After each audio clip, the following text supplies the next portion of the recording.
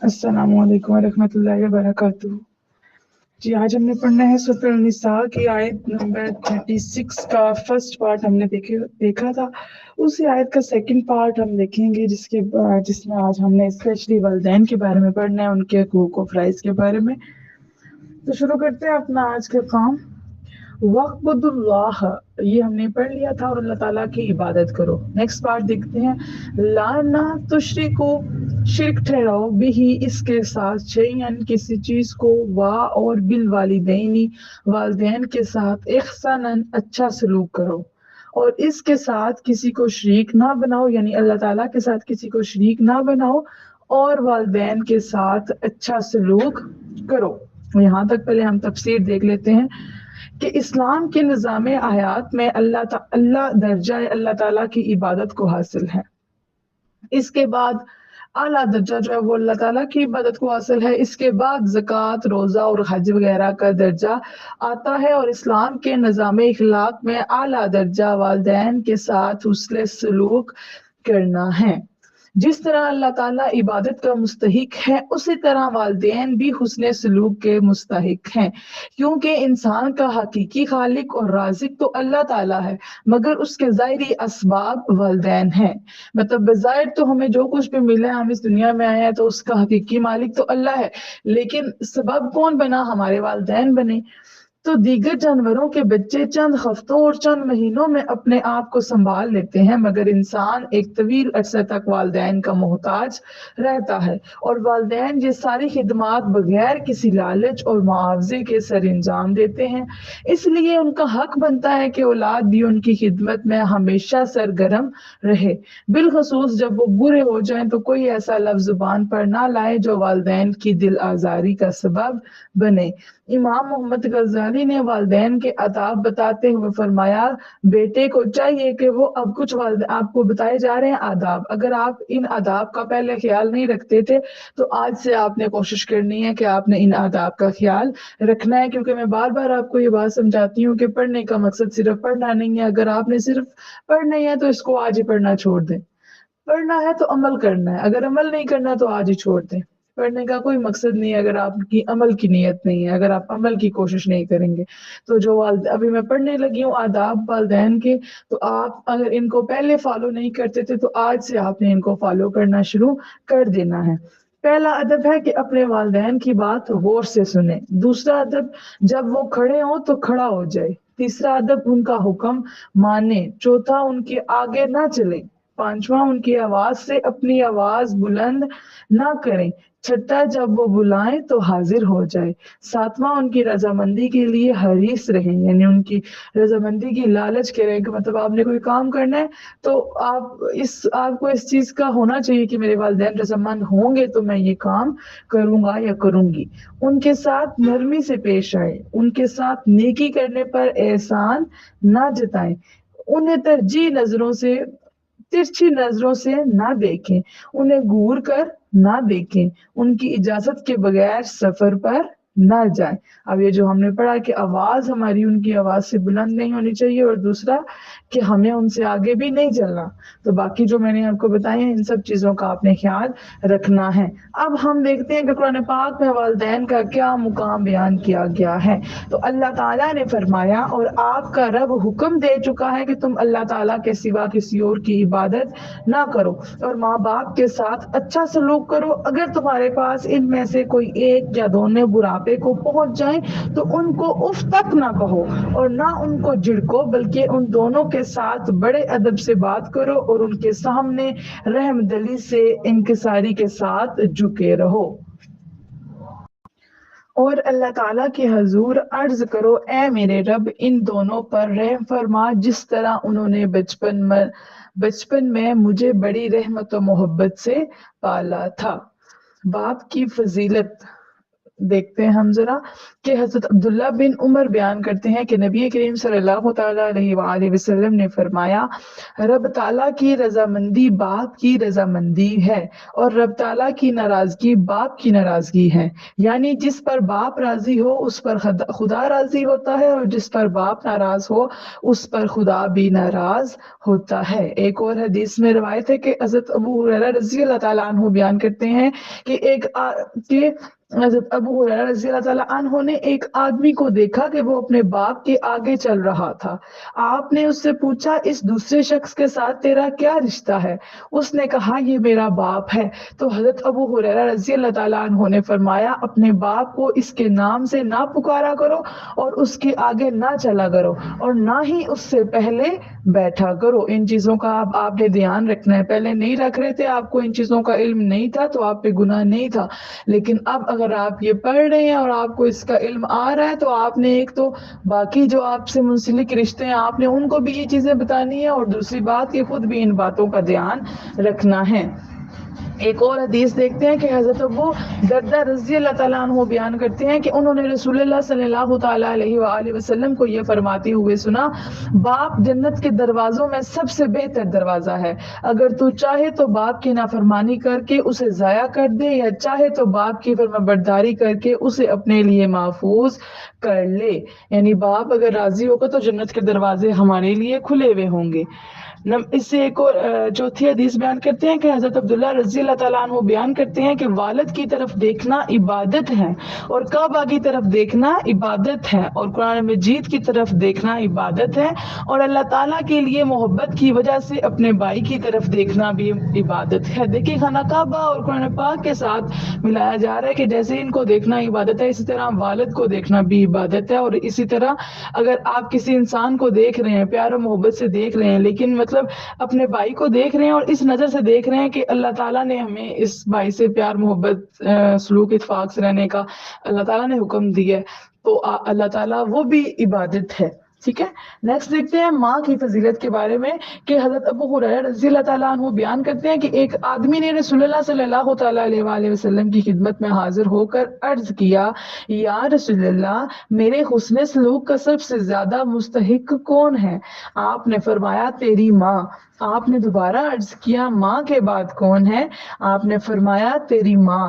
اس نے تیسری بار عرض کیا یا ماں کے بعد کون ہے؟ آپ نے فرمایا تیری ماں۔ اس نے چوتھی بار عرض کیا ماں کے بعد کون ہے؟ تو آپ نے فرمایا تیرا باپ۔ نمبر 2 حدیث کے حضرت ابن عباس رضی اللہ تعالیٰ عنہ بیان کرتے ہیں کہ ایک شخص نبی کریم صلی اللہ تعالیٰ علیہ وآلہ وسلم کی خدمت میں حاضر ہوا اور پوچھا یا رسول اللہ میں نے یہ نظر مانی تھی کہ اگر اللہ تعالیٰ نے آپ کے لیے مکہ فتح کر دیا تو میں بیت اللہ میں جا کر اس کی نچلی چوکھٹ کو بوسہ دوں گا۔ آپ نے فرمایا تم اپنی ماں کے قدموں کو بوسہ دے دو تمہاری نظر پوری ہو جائے گی، یعنی اس نے جو بیت اللہ کا ایک نظر مانی تھی تو آپ نے فرمایا کہ تم ماں کے قدموں کو بوسہ دے دو تو وہ تمہاری نظر پوری ہو جائے گی، یعنی جو تم نے منت مانی تھی وہ ادا ہو جائے گی۔ نمبر 3 حدیث کے حضرت انس بیان کرتے ہیں کہ نبی کریم صلی اللہ تعالیٰ علیہ وآلہ وسلم نے فرمایا جنت ماں کے قدموں تلے ہے۔ اسی طرح ایک شخص نے اپنی ماں کو اٹھائے ہوئے خانہ کعبہ کا طواف کرا رہا تھا، اس پر نبی کریم صلی اللہ تعالیٰ علیہ وآلہ وسلم نے اس سے سوال کیا کیا میں نے اپنی ماں کا حق ادا کر دیا ہے؟ آپ نے فرمایا نہیں، یہ تو اس کی ایک بار خندہ پیشانی کا بھی بدلہ نہیں ہے، یعنی وہ اٹھا کر ماں کو حج کرا رہا تھا تو اس کو لگا کہ میں نے اپنی ماں کا حق ادا کر دیا، تو اس نے آپ صلی اللہ تعالیٰ علیہ وآلہ وسلم فرمایا کہ اس نے جو تیرے ساتھ ایک دفعہ خندہ پیشانی مطلب ایک دفعہ جو اس نے تیرے ساتھ اچھا سلوک کیا نا یہ تو اس کا حق بھی ادا نہیں کر سکتا۔ کہا جاتا ہے کہ جب بچہ چھوٹا ہوتا ہے تو جب بچہ روتا ہے تو ماں اس کی طرف کروٹ لیتی ہے نا، کروٹ لے کے اپنے بچے کی طرف ہوتی ہے، تو جو انسان ہے وہ اس کروٹ کا بھی ایک دفعہ جو ماں اپنے بچے کی طرف جاتی ہے تو اس کروٹ کا بھی حق ادا نہیں کر سکتا، تو ماں کا باقی حق ادا کرنا تو بہت دور کی بات ہے۔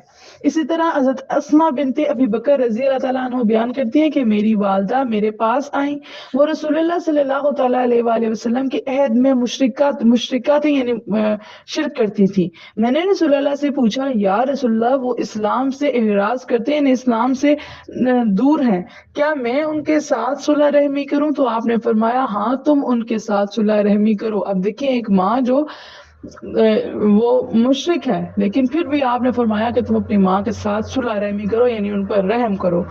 حکایت ہے کہ ایک آدمی استاد ابو الاسحاق کے پاس آیا اور کہا میں نے آج رات خواب میں دیکھا کہ آپ کی داڑھی لال اور موتیوں کے ساتھ مرسا تھی، یعنی موتیوں کے ساتھ وہ جیسے رچی ہوئی تھی، اب بنی ہوئی تھی اس طرح سے۔ ابو اسحاق نے کہا تو نے سچ کہا، آج رات میں نے سونے سے پہلے اپنی داڑھی کو ماں کے قدموں کے تلووں کے ساتھ مس کیا تھا، یعنی اپنی داڑھی کو ماں کے قدموں کے ساتھ لگایا تھا، اور یہ ماں کے قدموں کی برکت ہے۔ دیکھیں ماں کے قدموں کی یہ برکت کہ وہ موتیوں کی طرح ان کی داڑھی چمک رہی تھی۔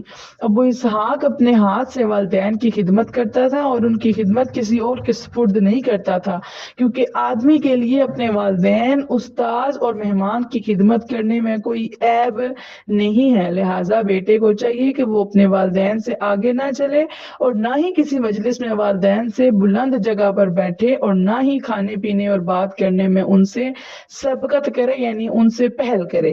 حضرت ابو طفیل رضی اللہ تعالیٰ عنہ بیان کرتے ہیں کہ میں نے دیکھا کہ رسول اللہ صلی اللہ تعالیٰ علیہ وآلہ وسلم مقام جہرانہ میں گوشت تقسیم کر رہے تھے، اور میں اس وقت نوجوان تھا اور اونٹ کی ہڈیاں اٹھا رہا تھا۔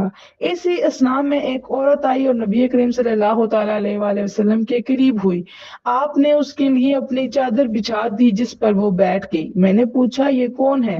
لوگوں نے کہا یہ آپ کی وہ ماں ہے جس نے آپ کو دودھ پلایا تھا، یعنی آپ کی رضائی ماں ہے۔ تو نبی کریم صلی اللہ تعالیٰ علیہ وآلہ وسلم کی رضائی ماں یعنی حضرت حلیمہ رضی اللہ تعالیٰ عنہا جب تشریف لاتی تو ہمارے پیارے نبی ان کے احترام میں کھڑے ہو جاتے، اپنی چادر بچھاتے، ان پر اپنی رضائی ماں کو بٹھاتے۔ ایک رضائی ماں جس نے صرف اپنا دودھ پلایا، اسلام میں اگر اس کا اتنا مقام ہے، اس کی اتنی عزت کی جا رہی ہے، تو حقیقی ماں کا مقام کتنا عظیم ہوگا۔ اسی طرح ایک اور روایت ہے کہ 6 ہجری میں نبی کریم صلی اللہ تعالیٰ علیہ وآلہ وسلم 1400 صحابہ کرام کو لے کر عمرہ کی غرض سے مکہ مکرمہ روانہ ہوئے۔ جب آپ ابوا کے مقام پر گزرنے لگے جہاں آپ کی والدہ سیدہ آمنہ رضی اللہ تعالیٰ عنہا کی قبر ہے، تو آپ اپنی والدہ ماجدہ کی قبر کی زیارت کے لیے تشریف لے گئے۔ آپ نے قبر کے پتھروں کو درست کیا اور اس کے پاس رونے لگے۔ آپ کو روتے دیکھ کر دوسرے مسلمان بھی رونے لگے۔ صحابہ کرام نے آپ سے رونے کی وجہ پوچھی تو آپ نے فرمایا مجھے اپنی ماں کی شفقت اور محبت یاد آ گئی تو میں رونے لگ گیا۔ امید ہے آپ کو یہاں تک سمجھ آ گئی ہوگی۔ اب آگے ہم پڑھتے ہیں کہ والدین کی فضیلت۔ پہلے ہم نے باپ کی دیکھی، پھر ہم نے ماں کا دیکھا، اب ہم والدین کا دیکھتے ہیں۔ تو سب سے پہلے دیکھتے ہیں کہ حضرت عبداللہ بن عمر رضی اللہ تعالیٰ عنہ بیان کرتے ہیں کہ ایک شخص نے نبی کریم صلی اللہ تعالیٰ علیہ وآلہ وسلم سے پوچھا کیا میں جہاد کروں؟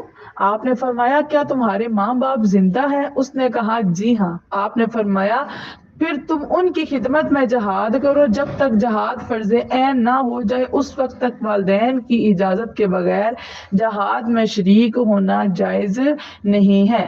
مطلب جہاد جو ہے وہ ہر وقت تو کرنا فرض نہیں ہے نا، فرض عین جب جہاد فرض ہو جائے تو تب کہا جا رہا ہے کہ تب والدین کی اجازت کے بغیر جہاد میں شریک ہونا جائے، مطلب جب تک اگر جہاد آپ پر فرض نہیں ہے تو پھر آپ جہاد نہ کریں اگر آپ کو والدین کی طرف سے اجازت نہیں ہے۔ نمبر 2 کہ حضرت مالک بن ربیعہ بیان کرتے ہیں کہ بنی سلمہ کے ایک آدمی نبی کریم صلی اللہ تعالیٰ علیہ وآلہ وسلم سے پوچھا کیا ماں باپ کے فوت ہونے کے بعد بھی ان کے ساتھ کوئی نیکی کرنا میرے ذمہ باقی ہے؟ آپ نے فرمایا ہاں، ان کی نماز جنازہ پڑھنا، ان کے لیے استغفار کرنا، ان کے عہد کو پورا کرنا، یعنی انہوں نے جو باتیں آپ سے کہی تھی ان کو پورا کرنا، ان کے دوستوں کی تعظیم کرنا، ان کے دوستوں کی بھی عزت کرنا، اور ان کے رشتہ داروں کے ساتھ صلح رحمی کرنا۔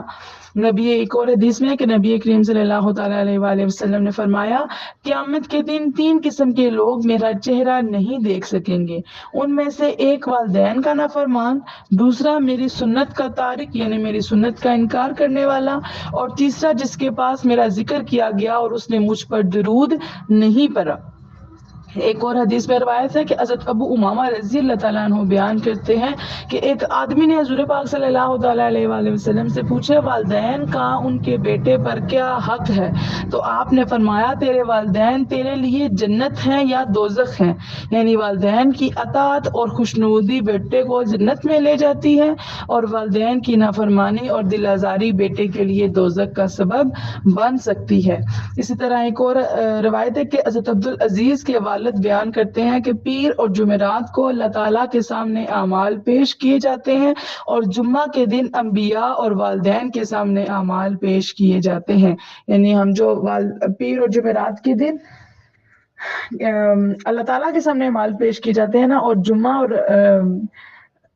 جمعہ کے دن انبیاء اور والدین کے سامنے بندے کے جو اعمال ہوتے ہیں وہ پیش کیے جاتے ہیں، اور ان کو نیکیوں کو دیکھ کر خوش ہوتے ہیں اور ان کے چہرے خوشی سے چمک اٹھتے ہیں، پس تم اللہ تعالیٰ سے ڈرو اور اپنے ماننے والوں کو اذیت نہ پہنچاؤ۔ دیکھیں جب آپ کے والدین اگر اس دنیا سے جا چکے ہیں تو ہر جمعے کو آپ کے جو اعمال ہیں وہ ان کو پیش کیے جاتے ہیں کہ آپ کی اولاد اس دنیا میں کیا کر رہی ہے، اور جو اولاد اچھے اعمال کرتی ہے تو ان کے جو والدین ہوتے ہیں، جو انبیاء ہوتے ہیں، وہ یہ اعمال دیکھ کر خوش ہو جاتے ہیں۔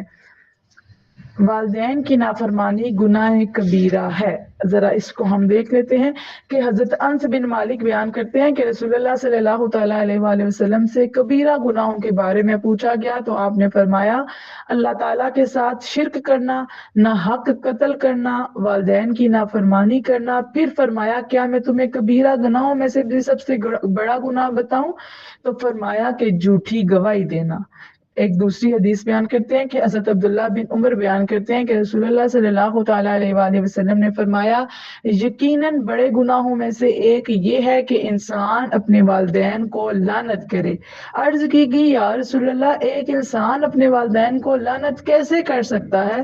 تو آپ نے فرمایا ایک انسان کسی دوسرے کے باپ کو گالی دے اور دوسرا واپس پہلے شخص کے باپ کو گالی دے، اسی طرح ایک انسان کسی دوسرے کی ماں کو گالی دے اور دوسرا واپس پہلے شخص کی ماں کو گالی دے، تو اس طرح اس سے یہ مراد ہے کہ انسان اپنے ہی والدین کو گالی دے رہا ہے، یعنی اگر پہلا شخص گالیوں کی ابتدا نہ کرتا تو دوسرا شخص پہلے کے والدین کو گالیاں نہ دیتا، لہٰذا یہ ایسا ہی ہے جیسے پہلے شخص نے خود ہی اپنے والدین کو گالیاں دی ہیں، کیونکہ وہی اس کا سبب بنا ہے۔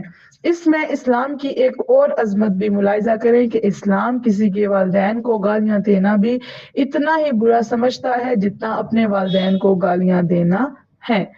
آگے ہم دیکھ لیتے ہیں کہ والدین کی برکت کیا ہوتی ہے، تو حدیث ملاحظہ کریں کہ حضرت انس رضی اللہ تعالیٰ عنہ بیان کرتے ہیں کہ رسول اللہ صلی اللہ تعالیٰ علیہ وآلہ وسلم نے فرمایا کسی کے والدین میں سے ایک یا دونوں اس حال میں فوت ہو جائیں کہ وہ اپنے والدین کا نافرمان تھا، اگر وہ اپنے والدین کے لیے دعائیں مغفرت کرتا رہے تو اللہ تعالیٰ اس کو نیکوکار اور والدین کا فرمانبردار لکھ دے گا۔ دوسری حدیث دیکھتے ہیں کہ حضرت ابو ہریرہ رضی اللہ تعالیٰ عنہ بیان کرتے ہیں کہ نبی کریم صلی اللہ تعالیٰ علیہ وآلہ وسلم نے فرمایا جو شخص اپنے والدین یا ان دونوں میں سے کسی ایک کی قبر پر ہر جمعے کو جائے تو اللہ تعالیٰ اس کے گناہ بخش دیتا ہے اور اسے فرمانبردار اور نیکوکار لکھ دیتا ہے۔ اب یہ چیزیں جو آپ پڑھ رہے ہیں ان پر آپ نے عمل بھی کرنا ہے کہ والدین کی قبر پر ہر جمعے کو جانے سے آپ کے اس کے گناہ بخش دیے جاتے ہیں اور اس کو نیکوکار لکھ دیتا ہے۔ نمبر 3 حدیث کے حضرت ابن عمر رضی اللہ تعالیٰ عنہ بیان کرتے ہیں کہ نبی کریم صلی اللہ تعالیٰ علیہ وآلہ وسلم نے فرمایا جس شخص نے ثواب کی نیت سے والدین یا ان میں سے ایک کی قبر کی زیارت کی تو یہ حج مقبول کے برابر ہے۔ حج مقبول کون سا ہوتا ہے؟ ایسا حج جو اللہ تعالیٰ کے بارگاہ میں قبول ہو۔ اور جو شخص کثرت سے اپنے والدین کی قبروں کی زیارت کرے تو فرشتے اس کی قبر کی زیارت کریں گے۔ کتنی بڑی بات کی جا رہی ہے کہ آپ والدین کی قبر کی زیارت کریں تو فرشتے آپ کی قبر کی زیارت کریں گے، آپ کی قبر کو دیکھیں گے۔ اور اگر آپ والدین کی قبر پہ اس لیے جاتے ہیں کہ تاکہ آپ کو نیکیاں ملیں اور ان کو بھی جو ہے نا آپ ان کے لیے صالح ثواب کریں تو اللہ تعالیٰ آپ کو حج مقبول کے برابر ثواب دیتا ہے۔ تو ایک اور چوتھی حدیث دیکھتے ہیں کہ حضرت ابن عباس رضی اللہ تعالیٰ عنہ بیان کرتے ہیں کہ رسول اللہ صلی اللہ تعالیٰ علیہ وآلہ وسلم نے فرمایا، جو نیکوکار بیٹا اپنے والدین کو رحمت بڑی نظر سے دیکھتا ہے تو اللہ تعالیٰ اس کے نامہ اعمال میں ہر نظر کے بدلے ایک مقبول حج کا ثواب لکھ دیتا ہے۔ لوگوں نے عرض کیا اگر وہ ایک دن میں 100 مرتبہ اسی طرح نظر کرے تو آپ نے فرمایا ہاں، ہر نظر کے بدلے میں یہی ثواب ملتا رہے گا، کیونکہ اللہ تعالیٰ سب سے بڑا ہے اور ہر قسم کے نقص و عجز سے پاک ہے۔ یعنی ایک دفعہ دیکھنے سے آپ کو ایک بار حج مقبول کا ثواب ملتا ہے، اور اگر آپ دن میں 100 مرتبہ دیکھتے ہیں تو آپ کو 100 حج کرنے کا ثواب ملتا ہے۔ ایک اور حدیث دیکھتے ہیں کہ حضرت ابن عمر رضی اللہ تعالیٰ عنہ بیان کرتے ہیں کہ رسول اللہ صلی اللہ تعالیٰ علیہ وآلہ وسلم نے فرمایا، اپنے والدین کے قریب تیرا چارپائی پر اس حال میں سونا کہ تو ان سے خوش ہو اور وہ تجھ سے خوش ہوں، تو یہ تیرے لیے اللہ تعالیٰ کی راہ میں تلوار کے جہاد سے بھی زیادہ افضل ہے۔ ایک اور حدیث بیان کرتے ہیں کہ حضرت انس بیان کرتے ہیں کہ رسول اللہ صلی اللہ تعالیٰ علیہ وآلہ وسلم نے فرمایا، جس نے اپنے والدین کو راضی کیا اور اس نے اللہ تعالیٰ کو راضی کیا، اور جس نے اپنے والدین کو ناراض کیا تو اس نے اللہ تعالیٰ کو ناراض کیا۔ اب ہم تھوڑا سا دیکھ لیتے ہیں کہ بائبل میں والدین کا کیا مقام ہے۔ ماں باپ کا احترام کرو، اس کے بدلے میں تمہیں جنت میں خوشگوار اور لمبی زندگی نصیب ہوگی۔